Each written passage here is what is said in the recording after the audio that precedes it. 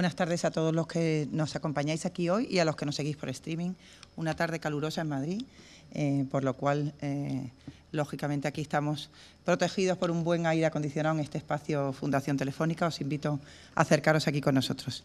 Y además, yo soy Carmen Morenés, me presento, directora general de la Fundación Telefónica, y hoy os quiero dar la bienvenida a este foro, la nueva edición del ciclo Tech and Society, que realizamos de forma ininterrumpida con Aspen desde el año 2017. Quería saludar especialmente a José María Areilza, secretario general de Aspen Institute en España, William Powers, CEO y fundador de Public Mind, que nos acompaña hoy, y a nuestro compañero Chema Alonso, que es Chief Digital Officer de Telefónica. Desde el origen de este ciclo y de este trabajo que hacemos juntos con Aspen fue crear un espacio de reflexión y debate calmado, profundo, donde podamos ver las consecuencias y expectativas que la digitalización nos está trayendo a todos los aspectos de nuestra vida. Y lo que hemos aprendido durante los últimos años es que hemos sufrido diferentes crisis que todos conocéis, una tras otra, la pandemia, la guerra, nos han venido problemas totalmente inesperados, y por ello creemos que un foro como este tiene más significado que nunca. Y creo que además es importante porque es momento de buscar consensos, es momento de trabajar de forma activa todos juntos, es momento de reflexionar sobre las grandes consecuencias y rápidas consecuencias que está provocando la transformación digital y que nos crea oportunidades. Tal y como dice nuestro presidente, ya no es el momento de la tecnología, tenemos más tecnología que nunca, pero es el momento del humanismo, de crear valores, de aplicar esos valores al desarrollo de la tecnología, poner límites, y los límites deben ser el bienestar de las personas.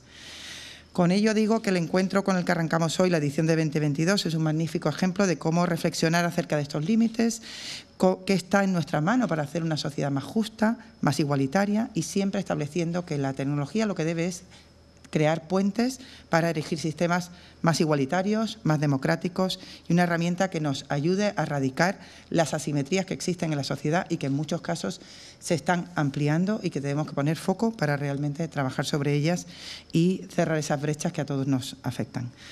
Esperamos que estas 4 ediciones sean realmente inspiradoras, estimulantes, nos ayuden a todos a reflexionar, replantear. Estamos todos en momento de reflexión, en momento de cómo podemos atender estas necesidades que se nos plantean, esta sociedad diferente y de cambios vertiginosos, y esa tecnología con valores humanistas que todos confiamos en que nos va a traer solución a muchos de nuestros problemas. Así que cedo la palabra a mi homólogo José María de Areilza para que nos acompañe. Muchísimas gracias.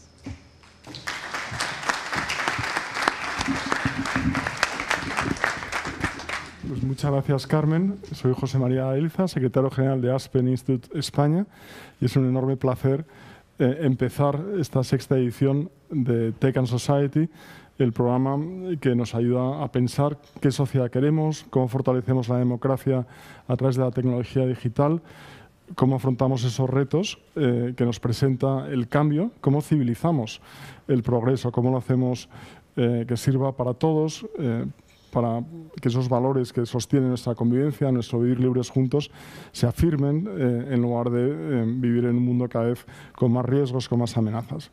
Y es una suerte hoy dar la palabra en primer lugar a Bill Powers, que es un amigo de Aspen Institute desde hace muchos años, ha moderado seminarios aquí, en España, en Japón, en distintas iniciativas de Aspen. Es un periodista de larguísimo recorrido. Aunque parezca imposible, trabajó en el equipo de Bob Woodward en el Washington Post y creó la sección de tecnología del Post.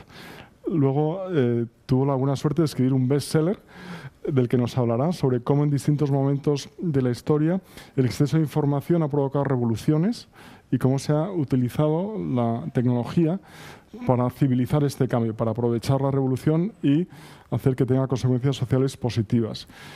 Ha estado en el MIT Media Lab como científico invitado 6 años y ahora empieza un proyecto nuevo. En cuanto me habló de él, le dijimos tienes que venir a contarlo a Tech and Society, nada menos que empezar a unir las palabras algoritmos y responsabilidad.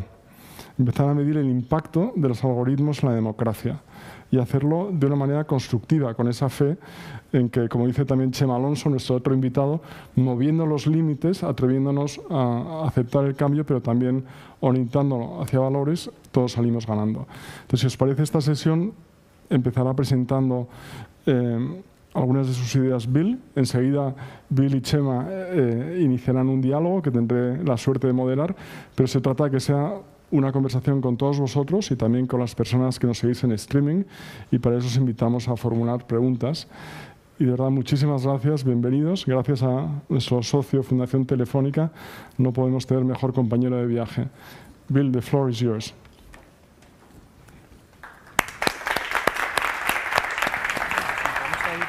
Sí. Thank you, Jose. Turned on? No? Okay. Thank you very much for the introduction. Muchísimas gracias por la presentación. Estoy encantado de estar aquí. Gracias a todos por venir esta tarde para escucharnos hablar sobre, bueno, una idea concreta en la que estoy trabajando, pero que es parte de esta conversación mucho más amplia, ¿no? El mundo, tal y como sabe Chema, el mundo está evolucionando, entonces estamos aportando valores humanistas a la digitalización, a la sociedad, y estamos no solamente hablando, sino estamos emprendiendo acciones. Mi experiencia hablando aquí y mis actividades, las actividades que he tenido durante todos estos años y demás, por ejemplo con el Instituto Aspen en España, han versado sobre hablar acerca de ideas y pensar en que a lo mejor se pueden ejecutar de alguna manera. Tenemos grandes conversaciones, bueno, luego vuelvo a escribir, llevo a cabo trabajo científico, entonces, bueno, esto es diferente. Esta vez es distinto porque voy a hablar sobre un proyecto real que estoy liderando para llevar al mundo nuevas ideas y una nueva tecnología para que al final podamos intentar solucionar algunos de estos problemas. Estamos viviendo en un momento complicado para la democracia. Esta idea parte de un proyecto que, tal y como ha comentado José, bueno, he estado trabajando en el MIT con mi equipo, donde nos dimos cuenta de que todo el mundo en nuestra democracia, en los Estados Unidos, potencialmente tiene una voz en la nueva esfera pública, que es en línea, el mundo en línea. Y no estamos escuchando muchas de estas voces. Y esto pasó en 2015, 2016, así que, bueno, hace 7 años más o menos tuvimos unas elecciones presidenciales. Y decidimos que íbamos a utilizar nuestra capacidad con los algoritmos y básicamente con las redes sociales vamos a escuchar las técnicas que habíamos desarrollado en el laboratorio para tratar de escuchar todas las voces que había en la campaña de las elecciones que estuvieran hablando en una sola plataforma a la que íbamos a dar acceso especial, que era Twitter. Entonces Jack Dorsey, el antiguo CEO, era un gran fan de nuestro laboratorio, nos había apoyado durante años y habían decidido darnos todos los datos, absolutamente todo, durante un año, incluidos datos que normalmente no habríamos tenido acceso como laboratorio. Entonces, cuando se fundó Twitter, podíamos empezar a analizar la gente que estaba hablando sobre estas elecciones en los Estados Unidos y podíamos tratar de aislar las narrativas que estábamos desarrollando sobre todos los temas diferentes que estaban en debate. Entonces, por ejemplo, sanidad, cambio climático, etcétera. Entonces, todos estos temas pues podían ayudarnos a ver qué podíamos encontrar. Entonces, era una máquina muy inteligente que en última instancia iba a permitir a nuestro equipo desarrollar artículos, análisis que se iban a publicar en colaboración con el Washington Post, con la CNN, con muchas otras partes y en última instancia pues podría aportar luz sobre la conversación de estas elecciones. Entonces, tuvimos más éxito del esperado, tuvimos muchísima atención en relación con nuestro trabajo y nos invitaron a estar en los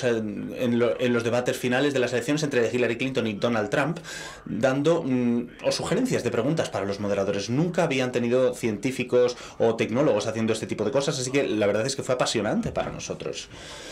Fueron unas elecciones complicadas, tal y como sabéis, hubo un tema de mucho de egos, personalidades y demás, pero bueno, desempeñamos un pequeño rol, viendo que habría una nueva vía para la democracia y la tecnología.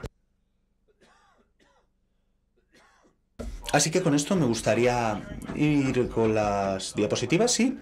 Básicamente, ahora mismo tenemos una iniciativa que se llama Public Mind. Estamos aquí para hablar sobre esto, que es una organización sin ánimo de lucro que he fundado con unos cuantos compañeros, y básicamente tratamos de ver que esta máquina que creamos en 2016 en el MIT tiene una relevancia importante en este momento que estamos viviendo. Entonces, se puede utilizar en la sociedad, básicamente porque lo que está pasando con estas burbujas en las que todos estamos dentro cuando hablamos de las redes sociales y demás, pues es que no estamos escuchando los los demás, ¿no? Es como que estamos aislados en como unos clubes ideológicos y ya está, clubes de ideología, ¿de acuerdo? Como digo. Entonces esta es una manera de seguir una conversación que los humanos, las personas están teniendo en todo el mundo, no solamente a través de Twitter, sino a través de otras plataformas, para que podamos escuchar todas las voces. Todo el mundo puede escuchar todas las voces o al menos efectuar un seguimiento para entender cómo piensa la gente. Entonces, Pauls tenía este tipo de procedimientos. Por ejemplo, en el tema de las elecciones podemos utilizar muchas veces este tipo de sistemas. Entonces, muchas veces cuando se hacen sondeos vemos que muchas veces se equivocan, ¿no? Ahora mismo ya no son muy buenos a la hora de predecir elecciones y demás, con lo cual, bueno, pues si escuchamos las voces sociales de una manera más cercana y a escala, y si aislamos los temas concretos de nuestra época, el cambio climático, la pandemia, todas estas cosas de las que estamos hablando ahora mismo, pues podríamos dar un paso más dentro de la esfera social, tal y como lo llamamos. Con lo cual, somos una entidad sin ánimo de lucro, hemos recaudado algunos fondos y básicamente pues vamos a ver algunos de los aspectos que hemos llevado a cabo. Hemos tenido filántropos que nos están ayudando, hemos recibido diferente financiación y ahora mismo estamos a puntito de empezar a construir la tecnología. Entonces lo que vais a ver en las diapositivas es lo que nos va a permitir básicamente vender la idea a la gente que ha creído en ella, ¿de acuerdo? Así que vamos a ver si las diapositivas funcionan. ¿Podemos empezar con las diapositivas, por favor? Ahí vamos. Sí, perfecto. Sí, tengo que volver. Ahí está. Public Mind. Mapear las voces de la democracia moderna. Esta es nuestra misión en una sola frase. Creemos que la democracia depende en una esfera pública saludable. Creo que todo el mundo estamos de acuerdo con esto, ¿verdad? Estas son las plazas públicas del pasado, de la antigüedad. En el siglo XVII, pues por ejemplo los cafés en Inglaterra, y hoy la esfera pública de la tecnología en la que todos participamos. Aquí es donde se debate y se da forma al futuro de la sociedad. 3.600 millones de todo el mundo utilizan redes sociales, están hablando sobre los temas urgentes de nuestro tiempo, tal y como he comentado, pero la nueva esfera pública es disfuncional. No está funcionando solamente de una manera positiva o instructiva. Muchas veces las voces no están llegando a las instituciones democráticas que las tienen que oír. Algunas voces sí están llegando, tal y como sabemos, y tienden a ser grandes influencers con muchos seguidores, gente que tiene agendas muy ideológicas, y no son las voces de los ciudadanos en general. Entonces existe esta desintegración social y esta pérdida de confianza. De hecho, en los Estados Unidos la confianza en el gobierno federal ha estado en mínimos históricos de toda la historia, y ahora mismo solamente el 20% de los Estados Unidos confían en el gobierno federal. Obama, y en su libro, hablaba de que Internet es la principal amenaza para nuestra democracia. No sé lo que pensáis, pero yo cuando estábamos viendo el principio del siglo XXI, yo era muy optimista con la tecnología y demás. Nunca pensé escuchar a un presidente de los Estados Unidos diciendo lo que dijo Obama, y ahora estoy de acuerdo con él. La verdad es que es el momento de solucionarlo. Hay otra gente que está vendiendo también la idea de que no hay que confiar en las encuestas. Hay otra manera de medir la opinión pública y de efectuar un seguimiento de esta. Y es este artículo en Axios que dice que hay otras medidas, como las redes sociales, que nos pueden dar una ventana sobre el entusiasmo y las poblaciones que muchas veces se están perdiendo en las encuestas. Tenemos que empezar a darnos cuenta de que lo que la gente dice en Facebook y demás es lo que quieren decir. Entonces, este era uno de los artículos que leí y que me hizo pensar sobre esta tecnología que habíamos construido en el MIT y que quizá podría tener un nuevo propósito en el mundo. Y la pregunta que nos planteamos es, ¿qué pasa si las tecnologías digitales pueden reforzar la democracia en lugar de erosionarla? Los mismos avances que han permitido estas conversaciones, básicamente la ciencia computacional, pueden utilizarse para discernir opiniones y aspiraciones sobre reflexiones, para el bien social. Entonces, Public Mind tiene que ver con elevar las voces de todos los ciudadanos en la medida en que podamos identificarlas y volver a dar vigor al diálogo social. Entonces se incluye una imagen empírica de la opinión pública. Podemos conectar las voces de los ciudadanos con las noticias, con los agentes del cambio, para una democracia más responsable y que dé más respuesta, porque estas son las entidades que van a compartir nuestro trabajo con nosotros. Tenemos en primera instancia grandes aspiraciones de tener una aplicación que todo el mundo pueda tener en su teléfono y que pueda ofrecer una entrega directa a los ciudadanos a través de estos canales. Y el último objetivo es que tenemos la sensación de que podremos desempeñar un papel a la hora de repensar la tecnología en sí misma, es decir, repensamos la esfera pública. Entonces esto funciona de una manera más eficaz. Con lo cual, este es el vídeo que se hizo sobre el proyecto del MIT que comenté. Se llama Delectome. Era una máquina de inteligencia artificial muy potente que sacaba datos de internet todos los días y los dividía en temas que se pueden ver muy poquito ahí, pero bueno, medíamos las conversaciones en torno a estos temas. Así que, por ejemplo, sanidad, cambio climático, entonces como 20 y pico temas, ¿no? de los que efectuamos un seguimiento durante un año y hemos colaborado con redes sociales y demás. Entonces, si vamos al vídeo, sí se puede ver la historia de este procedimiento. Son 6 minutos y medio, creo que lo vais a disfrutar. A ver, listos para el vídeo.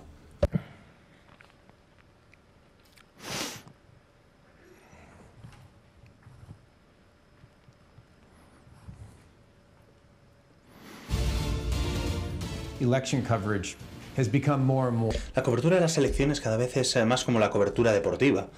¿Quién gana y quién pierde? Las encuestas, los recuentos de los delegados, los fondos, la publicidad, etcétera. Esto es realmente interesante, pero no es algo extraordinario para una democracia. Esta plataforma es una plataforma que hemos creado para analizar las conversaciones de la esfera pública sobre temas en esta campaña de elecciones.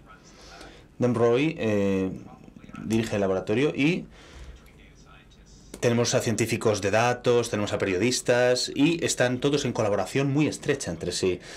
Los periodistas piensan que las redes sociales tienen que impulsar mensajes, sus propios artículos y comentarios, y también otra gente tiene que pues encargarse de la cobertura de políticos y demás, especialmente en Twitter. Y no se han implicado en analizar las redes sociales y Twitter en concreto como una nueva forma de, digamos, efectuar también encuestas y de poder pulsar la opinión de la gente. Por ejemplo, hay maneras diferentes de llevar a cabo este tipo de encuestas. Estas máquinas en el MIT, en nuestro laboratorio, tienen un acceso único a todos los archivos de Twitter y somos los únicos en los Estados Unidos, de hecho en el mundo, que tenemos acceso a los archivos de Twitter. Pero esto significa que tenemos acceso a todos los tweets que se han introducido desde el principio de Twitter. Lo que hace Electome es que analiza las conversaciones de Twitter en torno a las elecciones de los Estados Unidos utilizando algoritmos y demás, y de esta manera hemos sido capaces de filtrar, pues por ejemplo, los tweets que son solamente sobre las elecciones de los Estados Unidos, y además hemos podido dividir estos tweets en temas de interés. Entonces no solamente pues podemos hablar de las elecciones en los Estados Unidos, sino que también podemos hablar de un tema en concreto, pues inmigración, armas, derechos de las mujeres, cosas así. Y de manera semanal el sistema se restablece o reaprende para poder analizar frases sobre las conversaciones en materia de las elecciones. Y esto es muy importante porque especialmente en el caso de las elecciones la conversación cambia muchísimo. Entonces, para poder capturar toda la conversación en Twitter se necesita tener este tipo de alerta.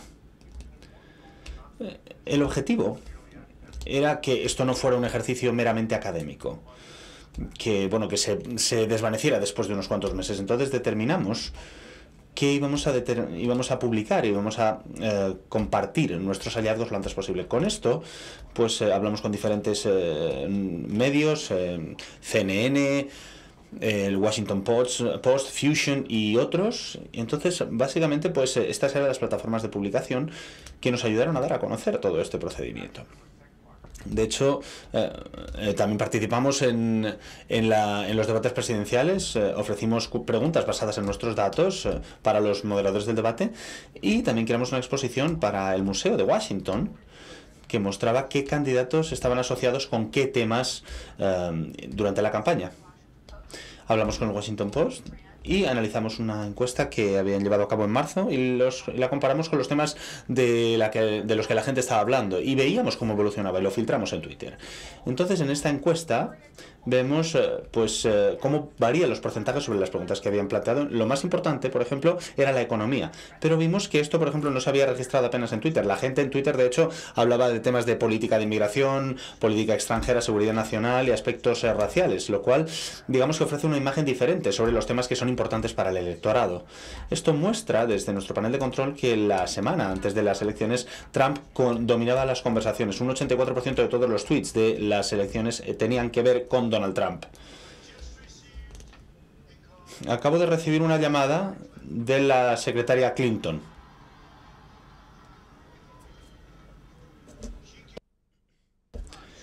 Nos ha felicitado. Los resultados nos ofrecieron algunos resultados, los resultados dieron datos bastante importantes y sorprendentes. Twitter daba señales de que habría sido muy útil analizar diferentes tendencias antes de las elecciones. Lo que dominaba era lo que llamábamos aspectos sobre el miedo, por ejemplo. Entonces, seguridad nacional, amenazas del extranjero, amenazas internas, inmigración, terrorismo, que era un tema que espoleó el miedo. Vamos, el candidato Trump espoleó el miedo en materia de todos estos aspectos. Entonces, hay aspectos tradicionalmente dominantes en unas elecciones. Economía, trabajo, aspectos de sanidad y demás no estaban entre los temas elegidos, y esto era algo bastante poco habitual. Esto nos dice mucho de cuál era la tendencia. Muchos tweets sobre Trump eran, por supuesto, negativos. Gente que estaba preocupada por él, gente que estaba horrorizada, pero cuando analizabas a las personas que estaban de su lado, aislamos este grupo de 9 millones de personas el día de las elecciones que votaron a Trump y no votaron a Hillary, y esta gente alzó la voz en mucho mayor número y con mucho más entusiasmo por su candidato, de manera sistemática, en todas las situaciones, incluidas cuando él estaba en problemas. El éxito del análisis de Electom ha tenido diferentes réplicas, ¿no?, a la hora de analizar la esfera política. El hecho es que este análisis semántico pues nos ofrece la posibilidad de analizar, como digo, algoritmos, muchísimas cantidades de datos y darle sentido, ¿no? Entonces esto puede ser valioso en muchas otras áreas de estudio, incluyendo cosas que están desarrollándose en el laboratorio. Tenemos, por ejemplo, un proyecto alimentario que puede analizar todo el ecosistema informativo en torno a los alimentos, que está basado en la misma tecnología, y simplemente estamos empezando a saber cuáles son las implicaciones en todo el mundo para esto. Lo que está claro sobre el Electom es que la tecnología, y concretamente las redes sociales, está dando a todo el mundo voz para que se escuche. Entonces ahora mismo tenemos una tecnología para escuchar estas voces a escala y entender qué es lo que están diciendo.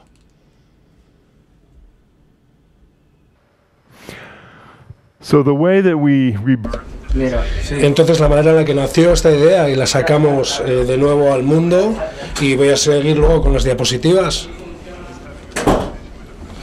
Yo tenía una conversación con una amiga mía en una ciudad pequeña de Massachusetts y estábamos hablando de cómo podíamos trabajar con las ONGs. Ella tenía una incubadora de ONGs y nos conocíamos desde hacía mucho tiempo, y me preguntó qué es lo que hacía yo en Meet. Me dijo, ¿qué es lo que haces en el Meet? Y yo le conté la historia, y esto era al principio del COVID, hace unos 2 años. Y dijo, bueno, es increíble. Entonces, ¿qué es lo que está rastreando ahora con esa máquina? Es decir, la pandemia, George Floyd, ¿qué? Dice, no estamos siguiendo nada. Porque se han graduado los estudiantes que teníamos del posgrado, y ahora ya están trabajando en el laboratorio, y ahora simplemente pasamos a otro proyecto. Entonces mi amigo me dijo, bueno, si yo tengo ONGs, ¿por qué no creamos una ONG que vuelva a construir esa máquina? Porque ahora la necesitamos todas las voces, no solo unas pocas voces. Es decir, la esfera pública está rota y tenemos que arreglarla. Por lo tanto, me convenció de hacer esto, y entonces para mí era la convicción era que participaran los científicos del MIT, y ellos estuvieron de acuerdo, así que creamos esta organización que al principio tenía otro nombre, Because Humanity, pero bueno, luego cambiamos el nombre. Estamos en el proceso de hacer una creación de marca con el nuevo nombre, que es Public Mind. Siempre me gustó esta frase, Public Mind. Se utilizó mucho en la historia norteamericana. Por ejemplo, James Madison la utilizó cuando hablaba del futuro de los Estados Unidos. También escritores como Noam Chomsky, pensadores como Noam Chomsky y otros pensadores, para hablar de cómo pensamos colectivamente. Entonces, cuando nosotros pensamos en un nombre para nuestra marca, pues negociamos un poco y llegamos a Public Mind. Y de esta manera hemos conseguido la financiación que necesitábamos, y esta presentación es lo que nos ayuda a conseguir la financiación. Por eso voy a continuar mostrándoos la presentación.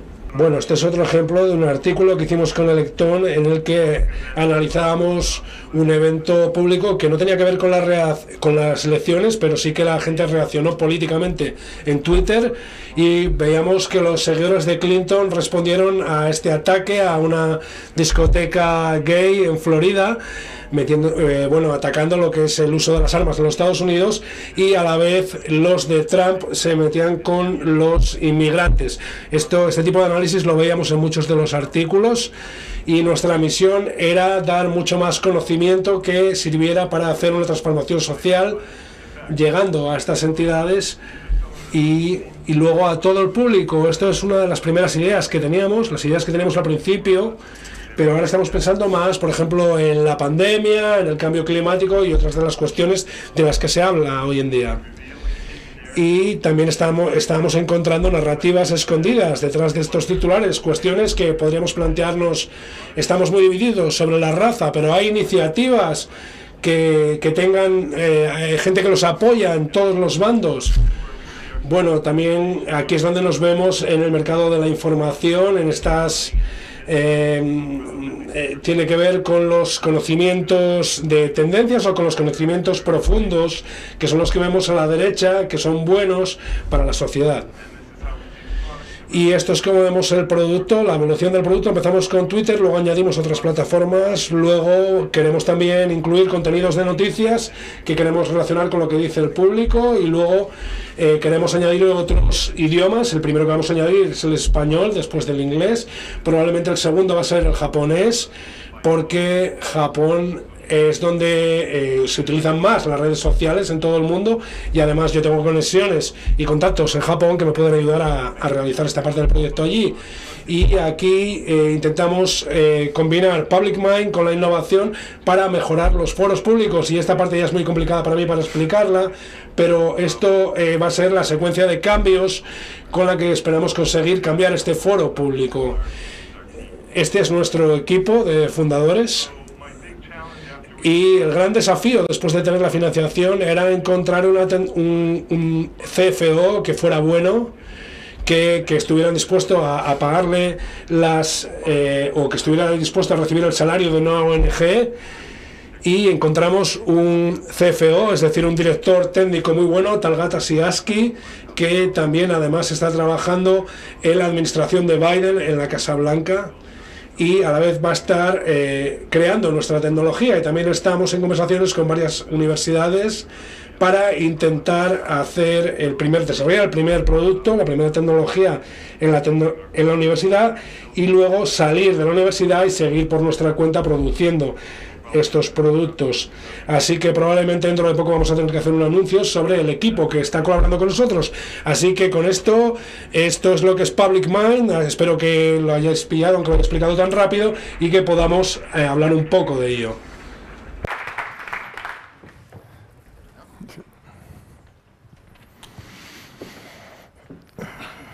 Pues muchas gracias, Bill.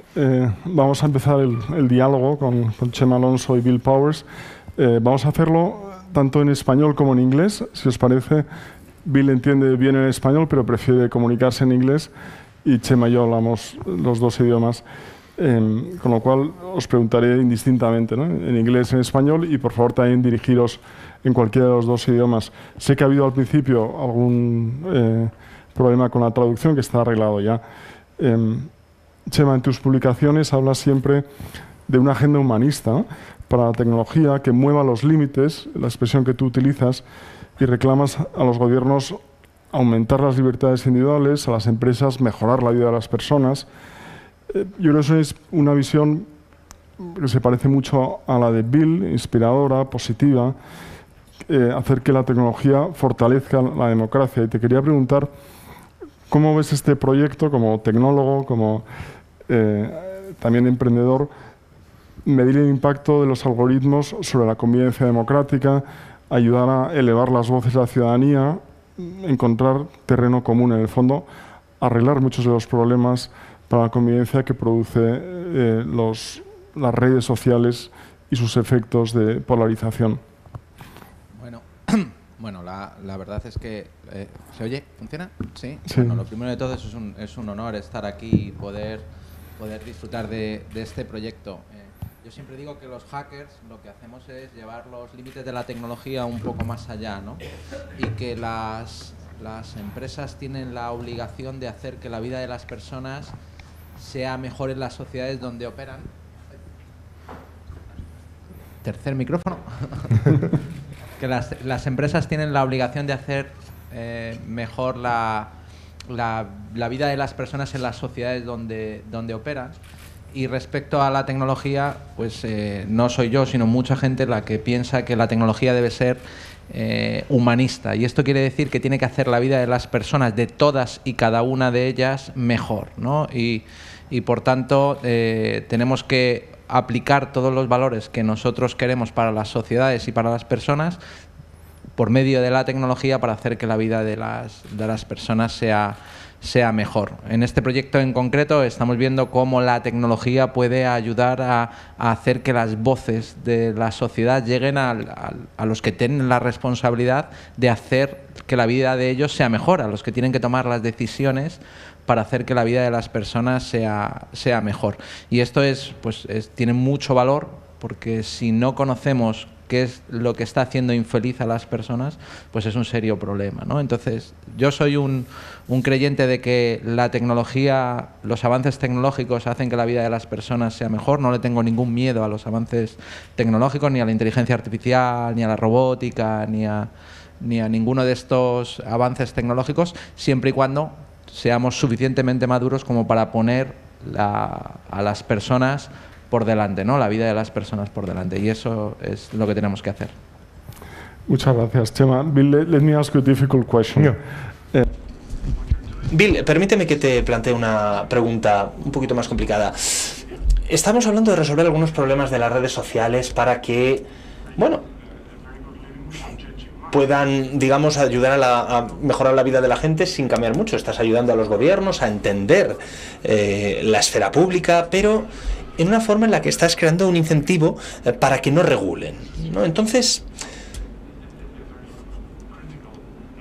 diría que este es un entendimiento bastante crítico de tu proyecto. Entonces, hay como un segundo paso en el que no simplemente estés elevando las voces de las personas y que conectemos las preocupaciones de las personas, de la conexión de redes sociales con los gobiernos, empresas, para que todo el mundo tome mejores decisiones y que se entiendan mejor estos problemas, pero podríamos dar un paso más allá, podríamos ver cómo transformar los modelos de negocio o la regulación de tal manera que no dependan de proveedores independientes, como tú, por ejemplo.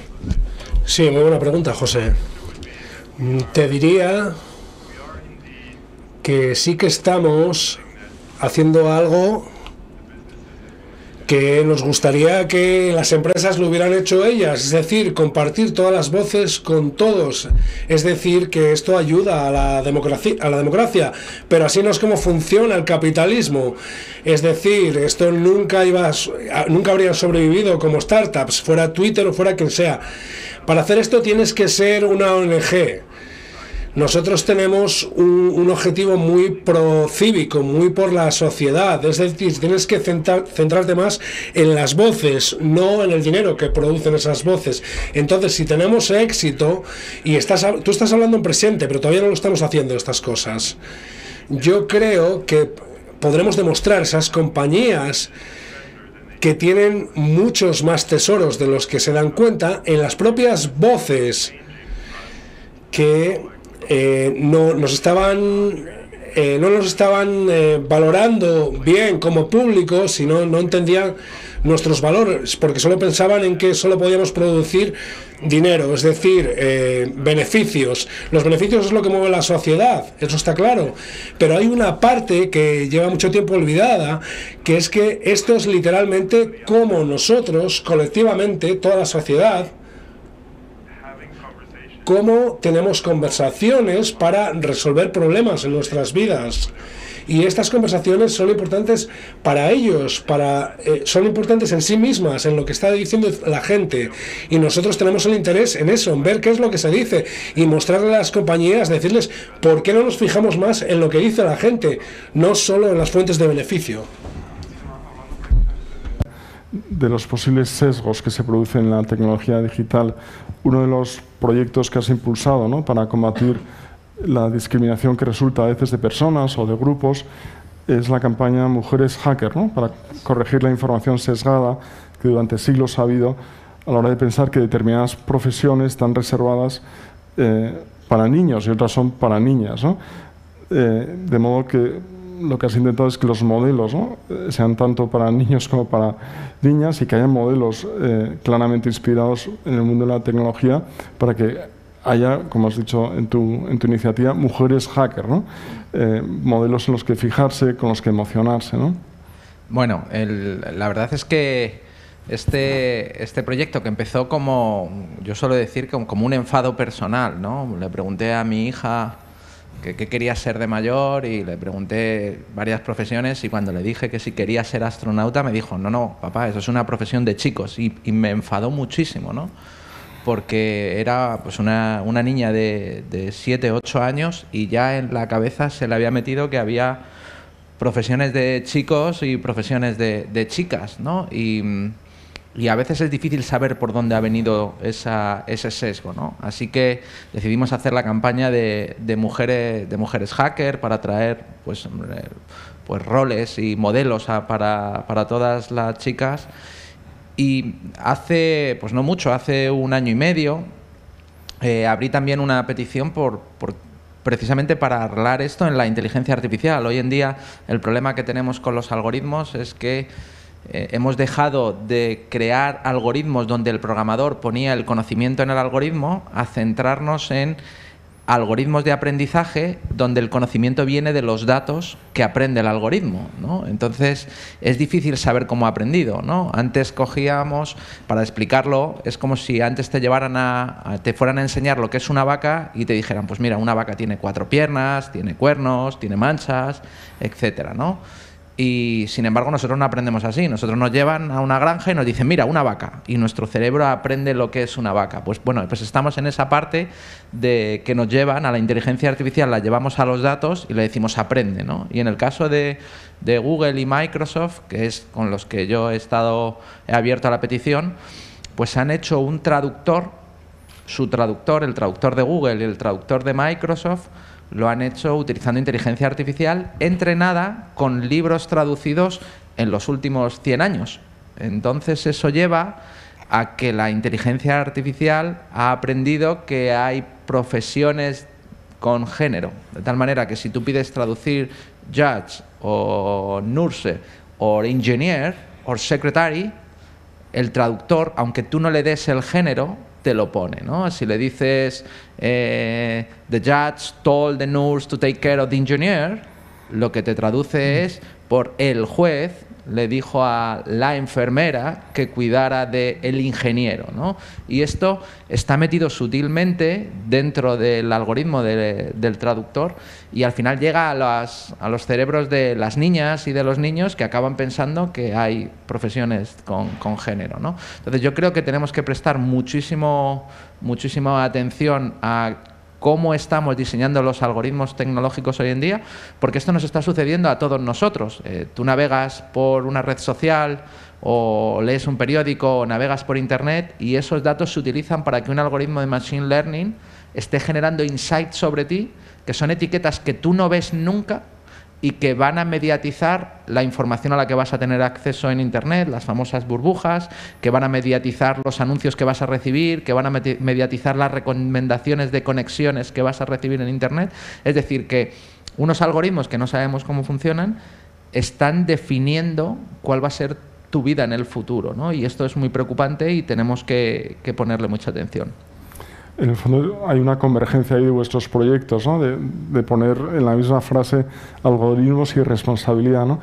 Y Bill, quería volver a tu libro, ¿no? que yo no dejo de recomendar, aunque ya no haya Blackberries casi, ¿no? La Blackberry de Hamlet, ¿no? Un gran libro que nos hace pensar sobre el futuro de la tecnología digital. En otros momentos de la historia, ¿cómo se ha adaptado la sociedad a estos shocks, ¿no? A estos cambios tan brutales, donde nos inundamos de información, donde parece que no tenemos el control sobre nuestras vidas, sobre el tipo de sociedad que queremos? Esta pérdida de confianza en las instituciones, en el fondo, lo que indica es que hay una transición en marcha, ¿no? ¿Tienes algunos referentes históricos que nos sirvan ahora para pensar en nuestra tarea? Sí, so this book that Sí, el libro lo escribí en 2010, el de la BlackBerry, como ha dicho José. Era un esfuerzo inicial para, bueno, resistirse un poco a la revolución digital desde lo que es los humanos, es decir, las familias, los niños, todos. Yo lo que hice, a mí siempre me ha interesado mucho la historia, así que pensé en 7 momentos en la evolución de la sociedad humana en las que llegó un invento que lo cambió todo. Y esto me hizo pensar que parecía que la sociedad estaba explotando, que iba a desaparecer, y esto ha pasado mucho y hay que ver cómo se reaccionó y cómo se hizo un uso constructivo. Lo primero fue el alfabeto. En la Grecia antigua, Sócrates, una de las personas más inteligentes que ha existido, decía: no utilicéis el alfabeto porque va a destruir vuestro cerebro, solo hay que hablar. Por supuesto estaba equivocado, Sócrates estaba equivocado y el alfabeto ha sido muy útil. Y luego, si vamos pasando en otros cambios tecnológicos, por ejemplo, cuando apareció el telégrafo y se enviaban palabras electrónicamente a través del océano, había mucho pánico de que esto podía destruir las familias, los trabajos. Había psiquiatras en Nueva York que solo trataban a personas que habían tenido ataques de ansiedad por el telégrafo. Todo el mundo pensaba, bueno, no todo el mundo, pero mucha gente pensaba que era el final del mundo, el fin del mundo, y por supuesto no lo fue. Y con el tiempo y con pensamiento constructivo y con conversaciones como esta, llegamos a averiguar qué era lo que se podía hacer, y creo que ahora estamos en el camino correcto. Y lo que es bello es que el público participa, porque existen todas estas voces, y sobre todo hablamos de tecnología y de estas plataformas, así que todo el mundo puede participar en esta conversación sobre cómo superar este punto en el que estamos polarizados, en el que solo nos odiamos unos a otros y no arreglamos problemas como el cambio climático. Este modelo que plantea Bill, ¿no? De entrar en una plataforma, analizar todos los datos, elevar la conversación, por decirlo así, limpiar el ruido, hacer que todas las voces se escuchen, ¿sería posible en Europa también, desde algo que has debatido y un debate muy importante para Europa, que es la protección de los datos personales, la privacidad? Es decir, ¿habría que hacer una traducción europea de este proyecto? Bueno, creo que los seres humanos, los ciudadanos, debemos ser los que decidamos qué queremos que se hagan con nuestros datos, ¿no? De hecho, la evolución a la que estamos llevando Internet, con la famosa Web3, donde estamos dando al usuario el control de su identidad y de sus datos para que sea dueño de todo lo que genera en Internet y que decida quién los puede utilizar, quién puede generar etiquetas, quién puede generar insights sobre esos, nos lleva al futuro que tendremos que tener en Europa. Lógicamente, si los ciudadanos quieren que se utilicen sus datos para hacer este tipo de levantamientos de sus opiniones, pues por supuesto se hará, ¿no? Además, Europa es un lugar donde Twitter es especialmente relevante, ¿no? Nosotros en Telefónica lo estamos incluyendo en todos nuestros servicios, ¿no? Porque las opiniones y las recomendaciones y el conocimiento que generan sobre todo lo que está sucediendo en la actualidad, y nosotros somos una empresa que lleva televisión, y de televisión es actualidad, pues es fundamental, ¿no? Entonces yo creo que claro lo podemos traer a Europa, y que espero que lo traigan a Europa. I would say, Jose, that Yo diría, José, que me gusta mucho tener Public Mind ya funcionando, o quiero que esté funcionando en Europa, porque Europa es la conciencia de Internet. Es decir, se habla de privacidad, de regulación y la necesidad de regular para ayudar a los humanos. No hay ningún otro punto en el mundo que esté a este nivel, entonces tiene sentido que esto se haga en Europa, porque en Europa es donde se inventó la imprenta y donde hubo este tipo de conversaciones, y con la imprenta también se dijo de todo y al final se empezaron a hacer libros de otra manera y pudimos seguir avanzando a partir de ahí. Así que yo espero que si como startup tenemos éxito, estaremos muy rápido en Europa. Ahora liberal, en el sentido de tolerancia, ¿no? Que yo creo que es un valor muy importante para este futuro digital conjunto, ¿no? Vamos a abrir la conversación, si os parece, para atender vuestros comentarios, vuestras preguntas. Solamente os pido que digáis quiénes sois y que hagáis realmente una pregunta que termine en un signo de interrogación o un comentario breve, ¿eh?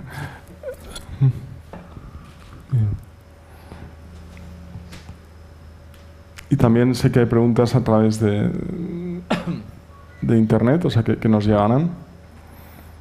Con que hagáis una señal.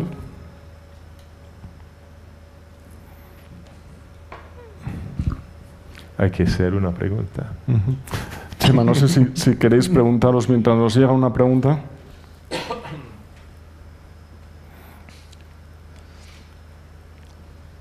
¿No queréis preguntar nada? Sí, por favor, muchas gracias.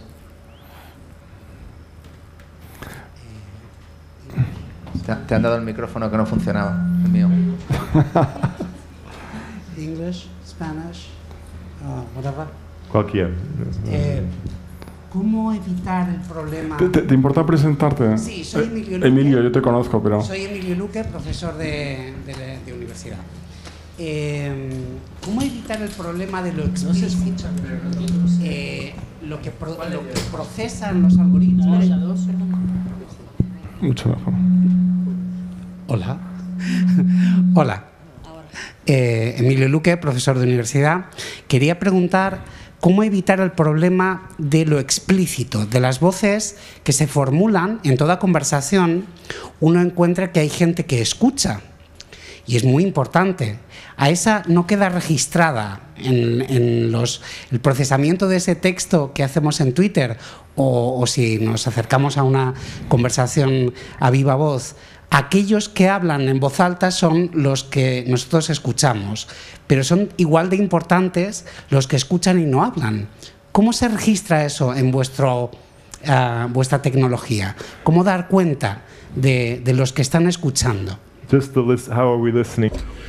Es decir, ¿cómo escuchamos a los escuchantes? Es decir, ¿cómo los tenemos en cuenta? ¿Cómo lo medimos? Bueno, es un problema que no hemos resuelto todavía. Me interesa mucho, nos interesa mucho como equipo, estamos hablando de ello. Yo creo que un gran porcentaje de la gente que está en Twitter entraría en esa categoría, y nosotros no solo trabajamos en Twitter. Pero yo creo que va a haber maneras de conseguir que personas de ese tipo participen en responder a cuáles son los temas de los que están hablando sin que nos tengan que dar sus voces. Es decir, qué tipo de conversaciones son más importantes para ti, qué voces a las que tú escuchas son las más importantes para ti, sin que tengas que hacer un retweet o un comentario para poder medir eso. Project that's a new kind of polling that we could try. Yo creo que eso lo podemos entender como una nueva forma de encuestas. Pero sí, es un problema que hay que resolver y está conectado con la idea de que las voces pequeñas, las personas que sí hablan pero tienen pocos seguidores, también hay que escucharlos. Pero bueno, estos están en los datos. Tú de los que están hablando no están en los datos, y yo creo que eso es la frontera que hay que explorar. Por favor. Hello, I'm gonna ask in English. Hola, voy a preguntar en inglés. Trabajo en BBVA como dentro de Talento Global, en Global Talent.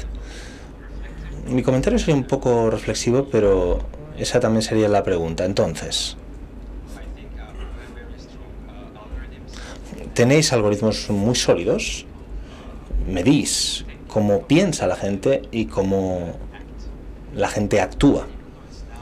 Pero aunque ahora mismo estamos hablando de algo sin ánimo de lucro, creo que la tecnología está ahí. Y al final pues las empresas pueden sacar beneficio. Entonces creo que si se hace este trabajo, no puedes tener un cliente porque no quieres que una parte gane, es decir, no quieres dar el mismo servicio a dos partes, porque al final cada parte quiere ganar. Así que hay como otra cara de la moneda, ¿no? Como los hackers con otro sombrero, digamos, empresas que pagan muchísimo dinero, mucho más a estos hackers de sombrero negro, digamos. Hay como un incentivo, ¿no?, para estos hackers de sombrero negro de actuar al contrario. Entonces, si compruebas una página web, pues puedes ver un poco cómo puedes crear tendencias en Twitter. Y creo que en última instancia habría una necesidad de identificación, ¿no? Como, ¿eres real? ¿No lo eres? Pero creo que este proceso es contraintuitivo porque la gente está preocupada por la privacidad y creo que mucha gente no sabe lo que son los metadatos, las IPs, diferentes términos técnicos, pero una vez que lo sepan, creo que se van a asustar un poco, en mi opinión. Es decir, ¿cómo veis esto a 20, 50 años vista? No quiero plantear una pregunta muy larga, pero hay como otras caras de la moneda, ¿no? Como otros lados de esta historia. Sí, esto nos lo preguntaba mucho cuando estábamos buscando financiación y la respuesta es la misma que a día de hoy. Es decir, hay muchos problemas en las redes sociales, es un sitio muy complicado, mucha gente que crea problemas, gente que quiere socavar la idea de que es un foro público para el bien común y lo quieren utilizar para fines negativos. A veces son muy difíciles de identificar estas personas, pero una experiencia que tuvimos con Electón, sabíamos que desde el principio estamos recibiendo tweets que se parecían mucho unos a otros. Esto es antes de que nadie hablara de los bots rusos.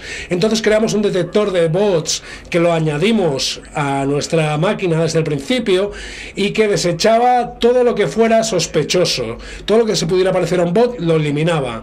Y después de la elección, cuando salió todo esto de la intervención rusa en las elecciones norteamericanas, nosotros volvimos a mirar nuestros datos para ver si nosotros habíamos aprovechado esto y realmente nuestro detector funcionaba, nuestros datos estaban muy limpios, no teníamos bots rusos y realmente habíamos encontrado una solución en un momento muy temprano, antes de darnos cuenta de lo grave que era el problema.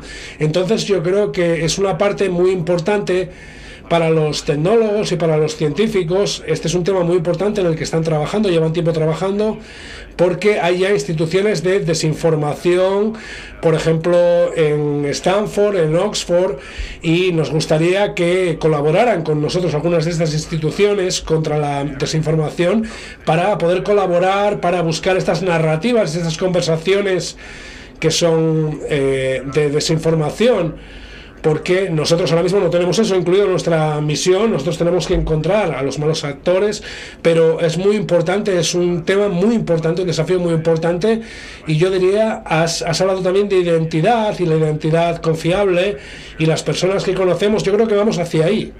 Yo creo que esto va a ser bueno cuando se nos pueda conocer como una plataforma, quizás tengamos otro nombre público, pero que la plataforma sepa que nosotros somos una persona de verdad, pero porque esto es una manera de que lo que no son personas de verdad no puedan participar en la conversación. Internet sin anónimos. Mira que quería saltarme yo esta pregunta de bueno, Twitter se creó con anonimato porque quería ser una plataforma de free speech y que no quería que precisamente que se persiguiera a la gente por sus ideas en países donde, pues bueno, donde podrían sentirse perseguidas personas, y por eso es tan buena elección para ser una plaza pública, ¿no? Para recoger las voces de la gente. Por supuesto, hemos visto cómo las redes sociales se han utilizado para polarizar el mundo con actores negativos, incluso con campañas, ¿no? Campañas orquestadas para crear ideas a las personas. Y yo siempre cuento el caso de del Mannequin Challenge, el Mannequin Challenge ese que te tenías que quedar ahí quieto toda una empresa. ¿Alguna vez hecho el Mannequin Challenge alguna vez?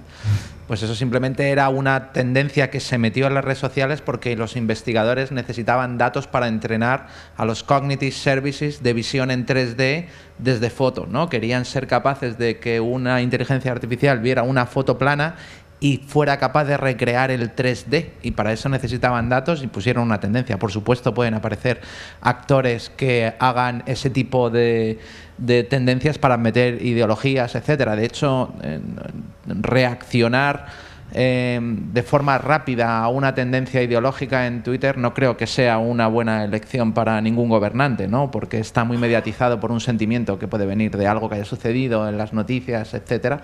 Pero sin embargo sí que sabiendo todo esto, sabiendo que existen los black hackers que decías tú, ¿no? Los actores de la desinformación, que los hemos visto mucho, sabiendo todos los problemas que tiene, hay mucha gente que no opina en red pública, esa mayoría silenciosa que existe en todos los países, sabiendo que existen las burbujas ideológicas, sabiendo que hay gente, yo procuro utilizar Twitter para otro tipo de acciones, ¿no? Más orientadas a mi parte profesional que a mi parte personal, pues con todo y eso se puede extraer una buena información, un buen pulso de lo que está sucediendo en la sociedad y conectar con las instituciones. Y yo siempre pongo un caso, ¿no? Un ejemplo de lo importante que es esto. En España teníamos un problema de que empezaba a haber mucho malware, mucho delincuencia que robaba cuentas y robaba pequeñas cantidades de dinero, estafas por SMS, etcétera. Pero la gente no denunciaba. Entonces, como no denunciaba, no había datos. Entonces el problema parecía pequeño.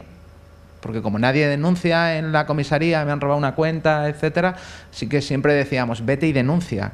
Vamos a exponer que hay un problema con datos, ¿no? Bueno, pues esto es una buena forma de poder tener esos datos sin necesidad de que haya un registro donde tú tengas que ir a poner todas esas opiniones, ¿no? Muchas gracias. Seguimos con vuestras preguntas y comentarios.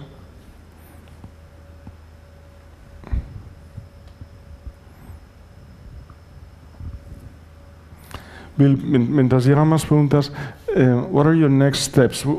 ¿Cuáles son tus próximos pasos? ¿Dónde vas con este proyecto? ¿Cómo lo ves a 5 años vista, por ejemplo? Bueno, te voy a decir, mi sueño en 5 años sería haber desarrollado un equipo que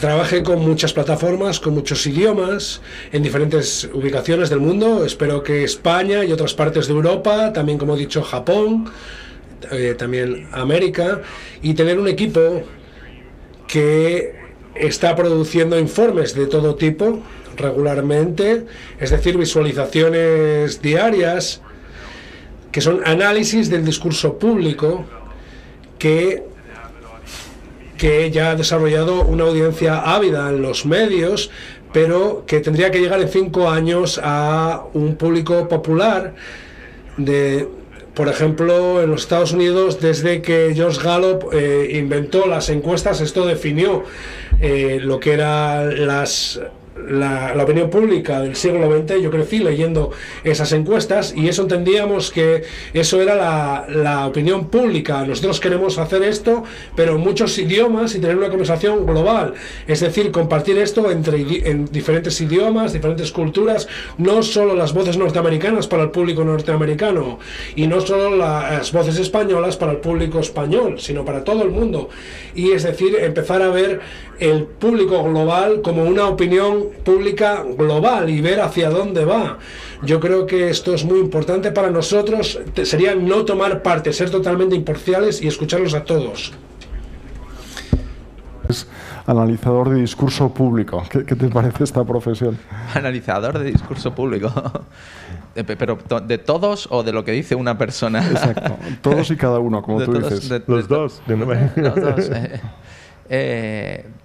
Bueno, yo creo que una de las cosas que va a hacer una disrupción en todo el análisis de información que tenemos son los algoritmos de inteligencia artificial, ¿no? Cuando hablamos, yo contaba el caso de del traductor y que aparte del problema del sesgo que decía yo, lo que demuestra es la potencia que tienen los algoritmos de aprendizaje y los sistemas de inteligencia artificial para utilizar datos masivos, ¿no? Hoy en día hablamos ya de algoritmos como GPT-3 o GPT-4, como Darwin, etcétera, que lo que están es ayudando a que utilicen todos los datos que hay en Internet vertidos por los seres humanos para entrenar a inteligencias artificiales, ¿no? Ya vemos que los bots ya se hacen con deepfakes, con personas de verdad, imbuidos con algoritmos de inteligencia artificial basados en datos masivos y que lógicamente están haciendo ese análisis de discurso, ¿no? Y es casi ya como la película de Interestelar, ¿no? Donde le ponían el sarcasm level, ¿no? Le ponían el nivel de sarcasmo y el nivel de humor, ¿no? Que le quieren poner. Yo creo que va a llegar, por supuesto que va a llegar todo esto y vamos a sufrir una disrupción en 3 años, en 5 años con la inteligencia artificial mucho mayor de lo que imaginamos, ¿no? Vamos a tener, por supuesto, bots de inteligencia artificial tuiteando para hacer tendencias, tendremos esto. Y hay una cosa que me maravillaba, que es un estudio que han publicado en el mes de marzo, en el que ponían personas falsas creadas con inteligencia artificial y personas de verdad, y le preguntaban a 500 personas para ver si eran capaces de reconocerlas de verdad de las de mentira, ¿no? Y sorprendentemente acertaban el 48% de las veces. Es decir, si hubiera sido un mono con los ojos cerrados, dando a un botón, hubiera acertado el 50%, acertaban menos. Después, explicándole cada vez que acertaban o que fallaban, si había fallado o acertado, llegaron hasta un 52%, ¿no? Un poquito más. Pero lo sorprendente fue el tercer test, donde le ponían la cara de la persona falsa o de verdad y le decían que pusiera un ratio de 0 a 7 de cuánta confianza le da a esa persona, ¿no? A un servicio cognitivo que tenemos los seres humanos, que es el prejuicio, ¿no? Sin conocerla, sin saber si es de verdad o de mentira, qué grado de confianza te daba, ¿no? Y sorprendentemente la gente prefería mucho más a las personas que eran de mentira, a las personas creadas por la inteligencia artificial, ¿no? Entonces, vamos a un mundo curioso de análisis. If I could jump in on that. Sí, si puedo decir algo, yo pienso que es increíble y maravilloso que estemos en una época en la que la ciencia ficción haya tenido una tal explosión, porque hay muchos contenidos muy buenos en la televisión, en las películas de ciencia ficción, y esto es interesante porque parece que cada vez más es ciencia ficción sobre el presente, pero se presenta como si fuera en el futuro, pero es porque estamos explorando mucho el presente y hacia dónde nos lleva. Yo pienso que esto tiene que ser bueno, especialmente cuanto más oscuro sea, mejor, porque estamos mirando al lado oscuro. Ir un poco más allá de algo a lo que se ha referido Chema Alonso. He talked about level of sarcasm. Estaba hablando del nivel de sarcasmo y algo que se asocia al sarcasmo en la ironía. Entonces, estas voces que aportan muchas veces lo que aportan a la conversación es la ironía, ¿no? Está muy conectada con el humor, con la creatividad. Entonces, ¿cómo medimos las voces llenas de ironía en términos de partes de public mind? Bueno, es una pregunta muy buena. Esto tiene que ver con el sentimiento en el discurso público y la capacidad para detectar en los sentimientos. Y cuando estábamos estudiando esto, estamos viendo los análisis de sentimiento que teníamos, todos los algoritmos que había en los laboratorios científicos, decidimos que eran muy malos y que no los queríamos utilizar en el proyecto porque no nos parecían fiables. Y esto, sin embargo, ha cambiado. Ha mejorado mucho mejor. Los mismos científicos que veías en las películas que hablaban de las máquinas eran escépticos en aquel momento y sobre qué era lo que podíamos hacer, y era fiable. Pero en cuanto a la ironía, eso sí que es un desafío, porque cuanto más éxito tiene la ironía, menos obvia es.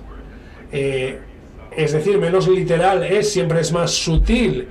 Y yo creo que la inteligencia artificial ahora mismo no tiene mucha capacidad de ser sutil. Es decir, puede copiar, puede imitar cómo escribe la gente novelas para poder escribir novelas. Esto se puede hacer con algunos algoritmos, pero no es lo mismo esto que tenga ironía la máquina, el ordenador. Entonces yo creo que estamos avanzando mucho, pero todavía nos queda mucho por avanzar, y yo creo que Public Mind va a ser muy prudente en cuanto a los sentimientos, es decir, no aventurar, que es lo que quiere decir la gente. Creo que está siendo irónico. Muchas pruebas con sentiment analysis y a mí es algo que me apasiona, porque es verdad que te puede ayudar a crear mejor tecnología si sabes medir el sentimiento que tienen los datos que vas a introducir a la inteligencia artificial, pero a día de hoy es complicado encontrar una buena inteligencia artificial con sentiment analysis. Lo bueno o una cosa importante que la gente tiene que entender es que cada inteligencia artificial es distinta, depende de cómo esté entrenada, que puedes tener un Cognitive Service de Sentiment Analysis de Google, otro de Microsoft, y ser completamente distintos, ¿no? Yo siempre pongo ejemplos de que con una simple coma en una frase con la palabra hacker puede darlo negativo o puede darlo muy positivo, ¿no? Y es muy complicado para ello. Pero es cierto que últimamente están mejorando mejor. Yo tengo un equipo que hacemos ideas locas, que probamos cosas, y una de las cosas que quería hacer y que voy a presentar, es un proyecto que voy a presentar a final de este mes, era cuánto de tóxico para ti es seguir a una determinada persona en Twitter, por cuál es el análisis de sentimiento que te provoca, ¿no? Que tienen sus Twitter, ¿no? Para lo que yo llamo lo de cabreados.com, ¿no? No sigas a este tipo de personas. Y lo voy a presentar, lo hemos hecho con los políticos españoles y los resultados son muy divertidos, ¿no? De los análisis de sentimiento. Bill, how about, Bill, ¿y qué me dices de proyectos sobre otro tipo de organizaciones que persiguen una causa concreta? ¿Podrías trabajar con ellas? ¿Podrías ofrecerles tu conocimiento sobre el ruido social, sobre las voces de los ciudadanos? ¿O es algo que se escapa de tu propósito? Bueno, hemos hablado de esto, pensamos que cualquiera que quiera ver nuestro trabajo pues es bienvenido para hacerlo, y nosotros queremos ser una ONG, por lo tanto queremos llegar a todas las personas que sea posible, y esperamos que haya gente de todos los bandos, de todos los debates, porque estamos intentando capturar todas las voces, pero no queremos colaborar con nadie que tenga una causa, que esté en un movimiento, porque nosotros no queremos apoyar ese movimiento, porque entonces estaríamos sesgados, no seríamos imparciales. Entonces, cuando buscamos financiación, ya ha habido algunas personas que nos podían financiar, que decían, bueno, te financiamos si nos apoyas con esta causa, sea la que sea, el cambio climático o lo que sea, y siempre hemos dicho, no queremos, porque no queremos estar en ningún bando, en ningún debate. Y entonces es lo que yo te podría decir, que no vamos a colaborar con nadie, incluso si son causas públicas, no intereses privados. Bueno, por ejemplo, la guerra de Ucrania, ¿me quieres decir? No, por ejemplo, el cambio climático. Bueno, pensamos que estamos ayudando a gente para que el foro público sea más visible y más comprensible para todo el mundo, también en relación con el cambio climático. Lo vamos a hacer así, pero no vamos a subirnos a su tren e ir a su destino, que es luchar contra el cambio climático. Nosotros lo que proporcionamos esperamos que sea útil para cualquiera que quiera propagar una causa, porque si tienes Public Mind, lo mejor que puedes tener es un entendimiento de lo que piensa la gente. Entonces, vosotros no estáis en ningún bando, vosotros estáis creando el foro público, queréis dar una infraestructura. Sí, queremos que sea comprensible y que no sea opaco, porque francamente también es destructivo el foro público que tenemos a día de hoy. Nosotros queremos que sea constructivo y todos podemos estar allí gracias a los análisis y a los datos, y comprendemos qué es lo que está pasando y podemos tomar decisiones informadas. Porque ahora, por ejemplo, el foro público, si pensamos en el siglo XVII, cuando ibas a una cafetería, pues es como si no te permitieran hablar en ninguna de las conversaciones. Esto es lo que está pasando ahora, pero yo, con lo que entiendo de las cafeterías del siglo XVII, que es cuando empezó el foro público a funcionar, es que llegabas y hablabas con cualquiera o con toda la cafetería, hablabas de los artículos, de lo que se decía allí, podías responder, y ahora todo está fragmentado en muchísimas, en millones de cafeterías. Víctor. Gracias. Sí, soy Víctor Calvo Sotelo de la Asociación Digitales. Quería haceros una pregunta a los dos. Es si Elon Musk consigue comprar Twitter. Dos preguntas. ¿Qué creéis que va a hacer? ¿Qué creéis que debería hacer? So, what is he going to do? What should he do? I can go. You want me to go first? Yo first. Sí, yo tengo mi propia opinión. Tú primero. Bueno, yo tengo una opinión sesgada, porque Jack Dorsey, el CEO anterior, nos ha apoyado con nuestro proyecto en el Meet, y eso fue una suerte, así que me dio mucha pena cuando se fue, pero esto es un mercado. Y Elon Musk lo que es sobre todo es creativo, es impredecible, parece ser narcisista, tiene muchos problemas, pero es creativo.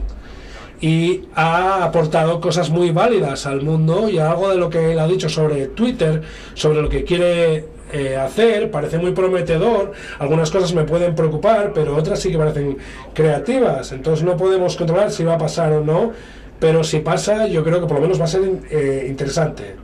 Y vamos a ver hacia dónde nos lleva. Se parece bastante, ¿eh? Primero Elon Musk es su currículo le precede, ¿no? Todo lo que ha creado ha sido disrupción, ha creado cosas que han tenido sentido y que le han hecho pues crear grandes imperios, ¿no? Y grandes empresas. Entonces, lo primero que tiene para mí es un respeto por su trabajo espectacular. ¿Qué es lo que creo que piensa hacer? Pues yo creo que primero él es muy vocal sobre el free speech. Eso le ha causado muchos problemas, y el último timeline que puso el actual CEO de Twitter y que él acabó con un emoticono de una caca es un claro ejemplo de que está a favor del free speech, que ha sido una de las banderas de Twitter durante mucho tiempo.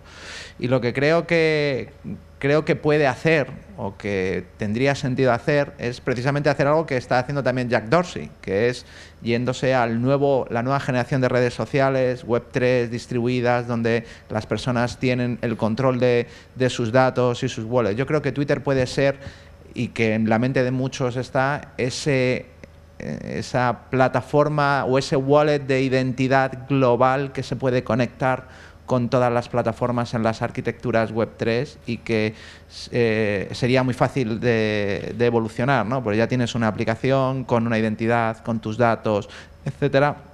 Y el movimiento que están haciendo de integrar NFTs y avatares como parte de tus datos, pues podría ir por ahí. Pero es mera especulación, ¿eh? Es mera especulación. Por favor.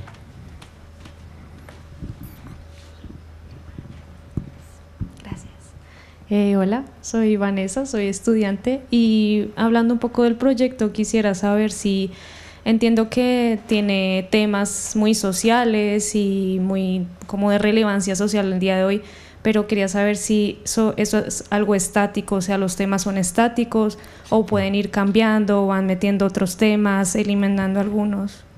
Gracias. Yeah, if I understand you. Bueno, si he entendido bien, me preguntas cómo vamos a decidir en qué temas nos vamos a centrar, o si pasamos a un tema nuevo. No tenemos una decisión clara sobre esto. Tenemos como 7 temas que parecen muy interesantes a día de hoy, y es por los que queremos empezar, los primeros temas con los que queremos hacer un seguimiento inicialmente en Twitter, y ver a dónde nos lleva esto, cómo funciona, y si tiene éxito y tiene audiencia, pues entonces vamos a seguir con eso, porque es una máquina la que lo hace, y luego vamos a pasar a nuevos temas, y tenemos que crear los algoritmos y los sistemas y mecanismos de rastreo. Y esto, la idea es que vaya creciendo. No vamos a eliminar temas, simplemente incorporamos nuevos temas, y de esta manera nos vamos expandiendo, y luego va a haber temas que van a ir desapareciendo porque dejan de tener interés, porque la gente pierde interés por ellos, y quizás después de un tiempo ya nos olvidamos de ellos, pero esto no es muy complicado una vez que tenemos el sistema para seguir haciéndolo. Entonces, creo que la idea es aumentar el número de temas siempre, constantemente, para asegurarnos de que estamos hablando de lo que se habla y también pasar a nuevos países, nuevos idiomas, nuevas culturas. Nuestra sesión, quería agradecer a todos. Hay una última pregunta, tenemos un minuto más. José Ramón Palanco, entrepreneur. Thank you, Bill, for the presentation. Muchas gracias, Bill, por la presentación, ha sido brillante. Mi pregunta es, ¿quién es el cliente final de Public Mind?